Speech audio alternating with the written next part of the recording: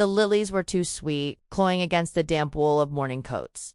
St. Jude's Cathedral in North Midlands smelled exactly as it had 7 years ago when we buried Mom. Incense, wet stone, and the metallic tang of grief. I was 32 now, not 25, but the pews still creaked the same. And the stained glass saints still stared down with painted pity. Aunt Clara's casket sat center aisle draped in white roses. She'd hated white roses, said. They looked like funeral props, but the florist had followed. Vanessa's Instagram mood board. My half-sister had arrived an hour early to curate the aesthetic, which meant she'd swapped Clara's requested wildflowers for something that photographed better against black cashmere. I slipped into the back row, charcoal coat dress brushing my knees.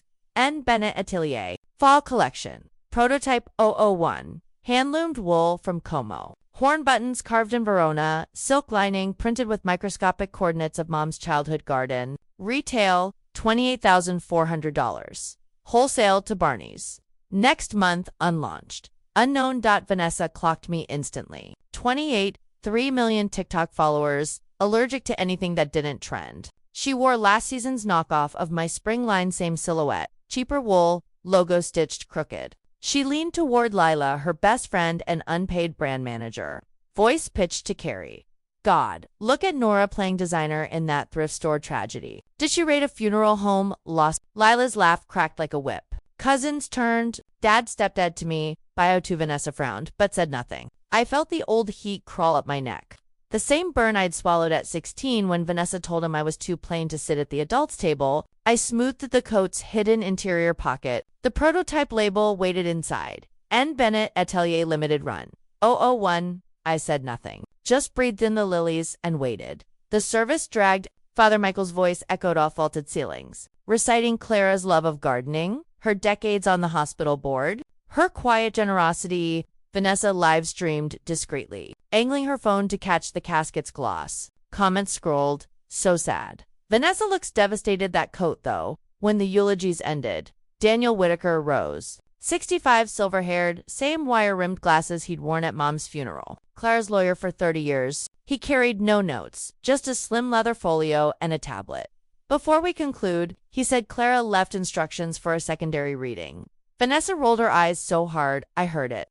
She'd texted me last night, asterisk, Clara's leaving everything to me. You're getting the ugly teapot, asterisk, the lake house, the investment accounts, the vintage Jaguar. I'd seen the draft codicil she'd waved like a winning lottery ticket. Daniel's voice cut clean through the hush. 6 months ago, Clara amended her trust. All assets pour over into the Clara Bennett Legacy Trust. Primary beneficiary, Nora Elizabeth Bennett.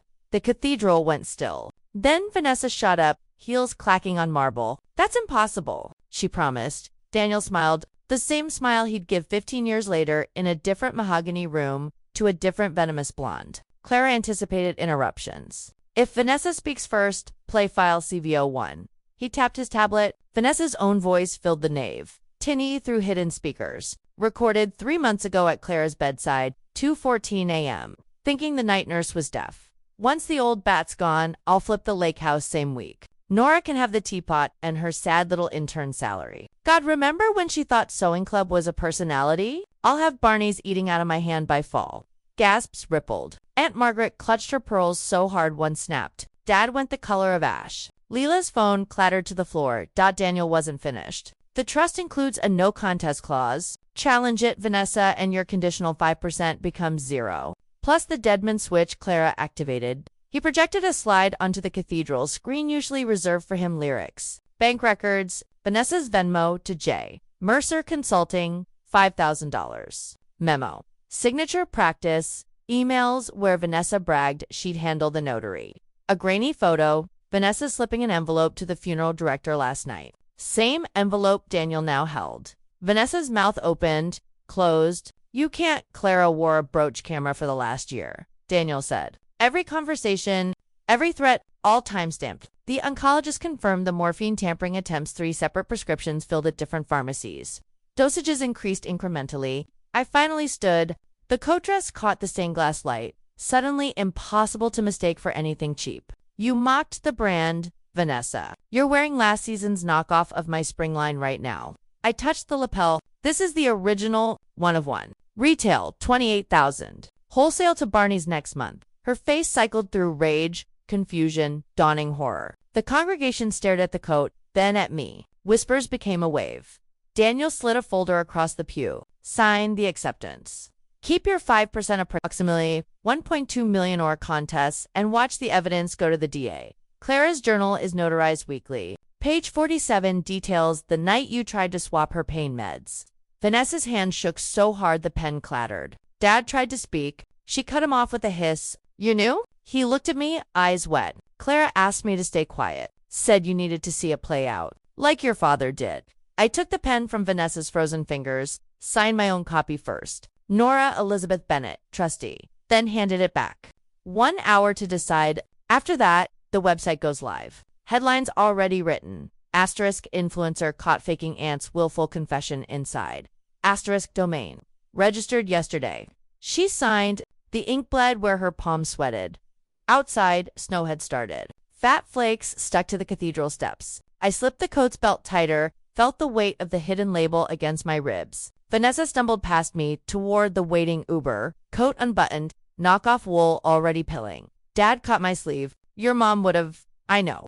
I hugged him, smelled the same aftershave he'd worn at Mom's funeral. Clara protected me the way Dad protected me later. Same playbook. He nodded toward the coat. That really yours? Designed it the week Clara got sick. She wore prototype 0 to chemo, said it made her feel like armor. Vanessa's Uber pulled away. Through the window, I saw her face mascara tracks, mouth twisted. She'd posed a tearful apology by tonight. Blame grief. The internet would forgive her in a week. But the trust was ironclad. 5-year vesting. Geographic restriction. 500 miles from North Midlands. Any contact with me, any smear campaign, and Gregory Barnzias, the same pie Dad had used, would release the rest. I walked to my car. In the trunk, Clara's ashes in a small cedar box. The teapot Vanessa had mocked, and a tiny envelope in Clara's handwriting. Open when you're alone. Later, in the apartment that would soon be packed up for Willowcrest, I broke the seal. Asterisk Nora. The coat was always yours. So is the lake house, the trust, the future. Vanessa needed to learn what your father taught me. Grid speaks first. Truth answers last. Wear the coat to your first board meeting. Make them see you coming. Love always.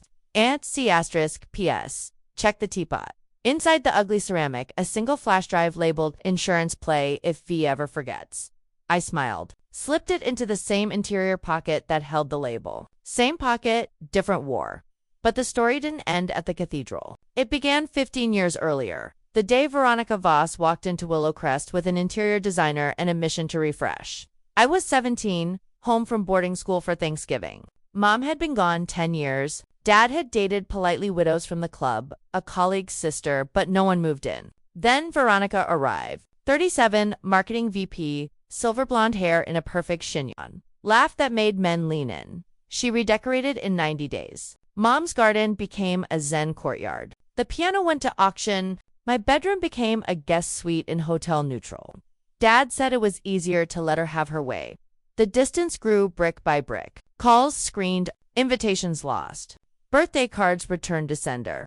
By 22, I'd learned to schedule lunches through Veronica's assistant. By 25, I'd stopped trying. Vanessa was Veronica's daughter from a first marriage, same age gap as me and her. Same boarding school, different zip code. She idolized her mother, mimicked the laugh, the tilt of the head. When Clara got sick, Vanessa saw dollar signs. Clara had never liked Veronica, called her the ice sculpture. When cancer came pancreatic, stage 4, Clara moved into the lake house to die on her terms. Vanessa visited daily, armed with ring lights and ring binders.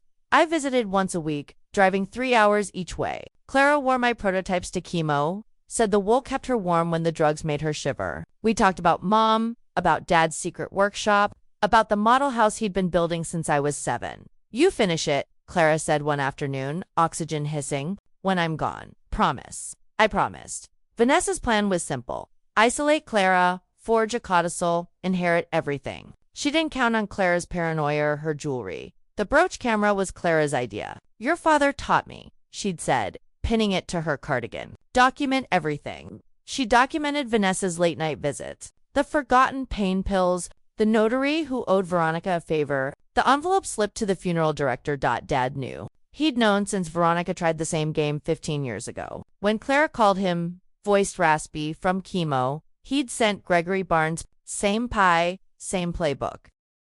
The cathedral was just the opening act. 3 days later, I stood in Clara's lake house at dawn. Snow glazed the windows.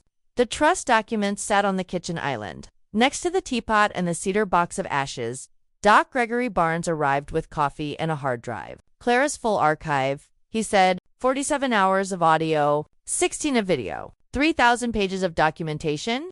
We watched the highlights. Vanessa practicing Clara's signature on hotel stationery. Vanessa telling Leela she'd flip the Jaguar for 6 figures.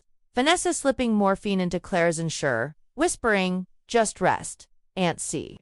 Each clip timestamped, each file triple backed up. She accept the 5%, Gregory said. Already lawyered up, Jeffrey Cole's aim shark, Veronica used, I nodded. Letter C. The vesting schedule's brutal, annual payments, geographic lock. 1 violation, Gregory releases everything. He smiled. Clara added a twist. If Vanessa ever monetizes the Story podcast documentary, Talashi forfeits the remainder. Smart lady.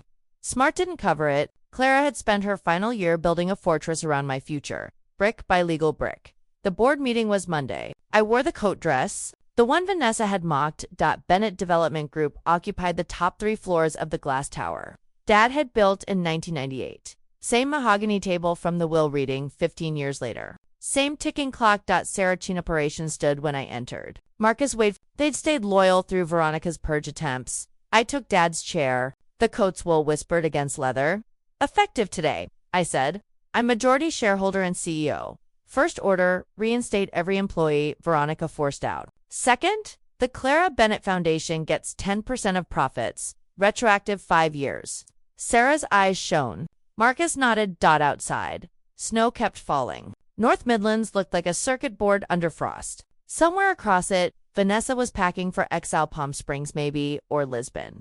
5% was still 1.2 million. Enough to disappear. Not enough to forget. Gregory texted, asterisk subject en route to airport. Tracking active. No deviations. Asterisk, I slipped the flash drive from the teapot into my pocket. Same pocket as the label. Same pocket as Clara's last note. Willowcrest waited. The movers had brought Mom's things home: portrait piano. The garden tools Clara had saved. The model house sat on the mantel. Infinite rooms reflecting infinite rooms. I poured wine into Mom's crystal. Raised it to the empty air. To the women who built armor out of thread and clauses. I said, we won. The snow kept falling. The city lights blinked on, one by one. Somewhere beyond them, Dad and Clara were watching, proud. The teapot sat on the counter, ugly and perfect. Inside, one last surprise. A tiny key taped to the bottom, engraved Unit 47B. I smiled. The storage unit. Mom's portrait wasn't the only thing waiting. Tomorrow, I'd open it. Tomorrow, I'd finish the model house. Tomorrow, I'd start the studio edition Clara and I had planned. But tonight, I walked through empty rooms full of possibility. The house exhaled 15 years of tension. Walls warmed. Ghosts settled. Vanessa would learn what Veronica had learned. Some insults cost more than apologies can ever repay. Some coats are armor. Some teapots hold empires. And some daughters raised by widows and warriors never stop building. We won.